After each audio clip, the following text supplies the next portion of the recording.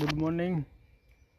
અત્યારે મોર્નિંગમાં ઉઠીને આપણે એક નવા ટાવર ઉપર આવી ગયા છીએ. આ જોઈ શકો છો, આ એકદમ નવો ટાવર છે. અહીંયા પાછળ પૂરું સોલાર લાગેલું છે. એકદમ નવો ટાવર છે. એરટેલનો ટાવર છે આપણો. આખો ટાવર છે. અહીંયા આ આપણે સોલાર લાગેલું છે. અહીંયા પછી આ આપણી આખી ઓડીસી લાગેલી છે. અહીંયા ઓડીસી લાગેલી છે. અહીંયા એક પાવર પ્લાન્ટ આવશે અને આપણો 4G 5Gનો એરટેલનો ટાવર છે. આપણો ટાવર છે આ.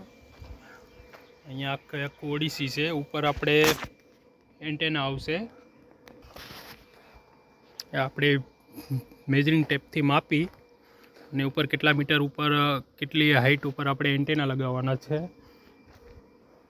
એનું મેઝરમેન્ટ કરવાનું છે. એના માટે સાઇટ ઉપર સર્વે માટે આવ્યો હતો. અત્યારે આ ટાવર જોઈ શકો છો, એકદમ ખાલી છે અત્યારે.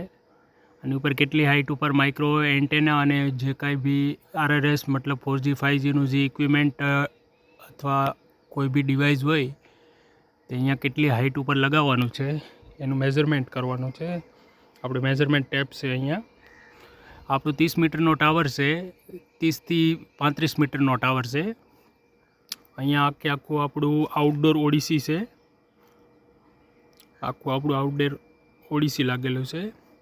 અહીંયાથી આપણે GABનો પાવર લીધેલો છે. ઠીક છે. અને અહીંયા ક્યાંક આપણે DG અથવા મતલબ લાગશે અહીંયા આપણું જનરેટર. તો આજની આ સાઈડ છે. આપણે સાસણગીરનું ગામ છે, કોઈક ગામડાનો ટાવર છે.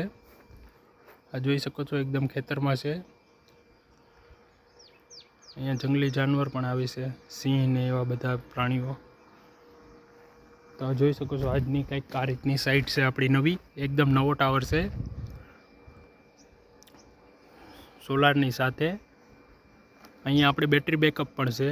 જો અથવા લાઇટ જાય કે કોઈ બી ઇસ્યુ આવે પાવરનો, તો એના માટે 3 થી 4 કલાક માટે બેકઅપ માટે અહીંયા બેટરી આપેલી છે આપણે.